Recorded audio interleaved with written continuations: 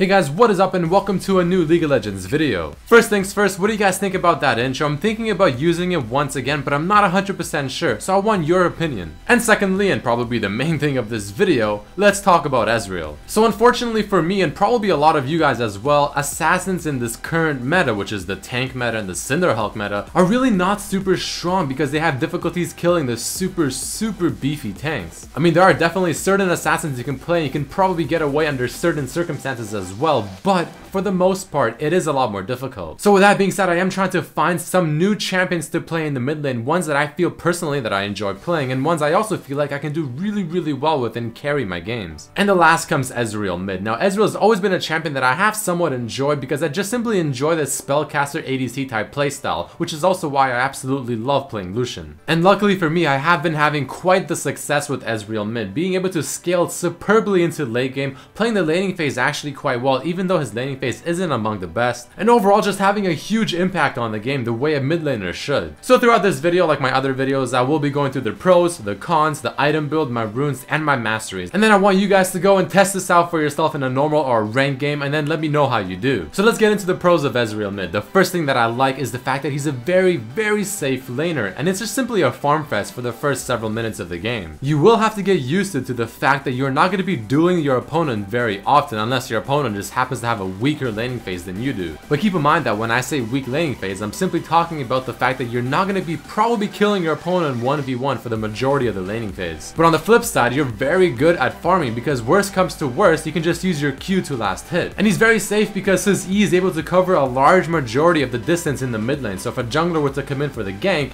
you can E right back to your tower and probably be safe. The great thing about Ezreal mid on top of this is, like I said, since it's a farm fest and you're really trying to go for his power spike at 20 minutes into the game, you can use your ultimate to push in the wave, last hit it with your Q and auto attacks very quickly, and then just simply retreat, maybe do the wraiths, maybe do the wolves, back, maybe get an item, or something of the sort. Or you have the option of using your ultimate more offensively by shooting it top, bottom, somewhere in the jungle to try and assist your team. And if you happen to pick up an assist or even a kill while you try just throwing your ultimate somewhere on the map, then bam, you just power spike even faster and harder. Now most of you guys listening are probably going, but Red, what exactly is this power spike you keep talking about? I have no idea what this is. Well, one of the things that makes Ezreal so strong right now is the fact that he has a huge power spike at 20 minutes into the game, or at least you want to try and get the power spike at 20 minutes. And the way you get it is to get your Manamune upgraded into Murtagh 20 minutes into the game, and also have your Triforce finished and your Lucidity boots. That's the best case scenario. Obviously the sooner the better, but hitting all that by 20 minutes, so your Murtagh upgraded,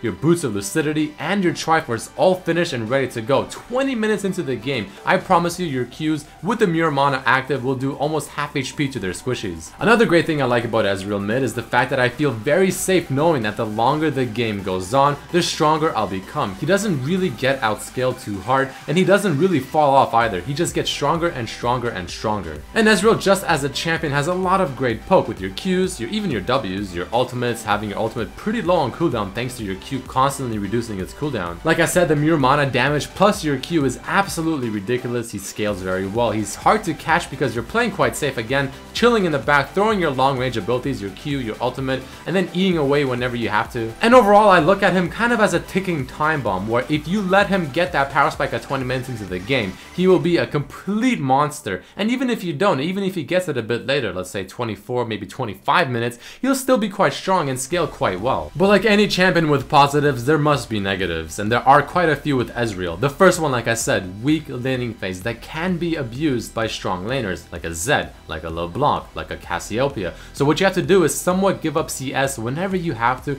get as much as you can, use your Q to last hit as well. Overall, it shouldn't be horribly bad, but there are definitely champions that can abuse you. And even though Ezreal does have great poke with his abilities and a lot of damage output if you use them all correctly, especially his ultimate in a team fight, keep in mind, all of his abilities, except for his E, are skill shots. If you can't land them, I mean, you're not going to be doing a whole lot of damage. He's a very squishy champion with this build. I mean, the only tankiness you have is the phase from your Triforce. Other than that, you're pretty much pure squish, but you deal an absurd amount of damage, so you have to play it somewhat safe and smart. And speaking of playing smart, being able to manage your Murtagh mana can be very difficult if you're not used to it. If you have it on for too long, well, you're going to run out of mana very fast. But on the flip side, if you don't have it on long enough or the proper times during a team fight, you're not going to be doing the damage that you really should be doing. So this part does come with a little bit of practice. And finally, he doesn't really bring any CC to his team, and he is an AD mid laner, kind of bringing in the same problem that I have with certain assassins like a Zed. Now this isn't really a huge negative because he's not 100% AD like Zed. He does have a lot of magic damage coming in as well, but he's obviously not an AP mid laner unless you build him AP. So next, let's go into the item build, and this is a very important part. So in terms of starting things off, I go usually a Doran's Blade. If I'm against someone I feel like I'm really gonna be scared of and taking a lot of harass from, and I might need the extra sustain, the Flask and Pots is definitely the way to go. But the main part, which is the core items, is what you really want to pay attention to.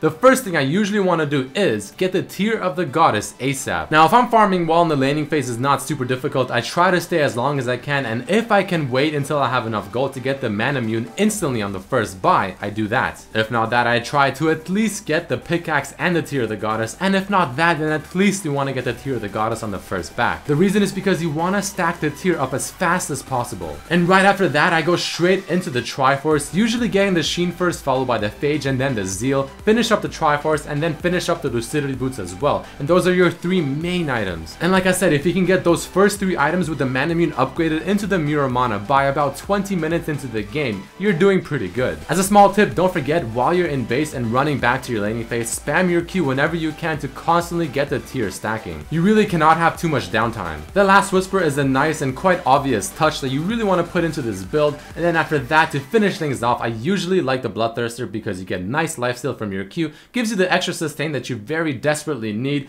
and then I finish it up either with a GA or a Banshee's Veil, depending if they have a hard engage comp or more of a poke comp that initiates with some specific ability, for instance an anti-flash Tibbers. For the Rim page, I usually run Armor Pen Reds, I get 1 Lifesteal Quint and the rest are physical AD Quints. I get Armor Pen Yellows and CDR per level Blues because CDR is just so darn important on this Ezreal build. You want to be able to throw out your Q and your ultimate and really every single ability that you have as often as possible. And then of course you have the glorious Mastery page where I go 2109. You can go 2190 if you wish. I just like the biscuits to help me win the laning phase, or at least get past it. And the mana regen from the utility tree is also nice since you are stacking up your mana pool. And for the offensive tree, what you can do is instead take the point out of the very bottom one where you have the increased attack speed if you crit and put it into the spell and blade weaving, while also taking a point out of the extra percentage AD. So it'll look something like this. But either way guys, that is it for this video. I really want to share this build with you guys because I absolutely love it. Ezreal mid, try it. I promise you it is strong. Definitely do it before Riot nerfs it. It's personally been giving me a lot of success lately and I've felt so darn strong with this build. Just chilling from afar, throwing so many abilities at them, doing like half HP almost to the squishes with my Q and Mirror Mana and the Sheen effect from the Triforce,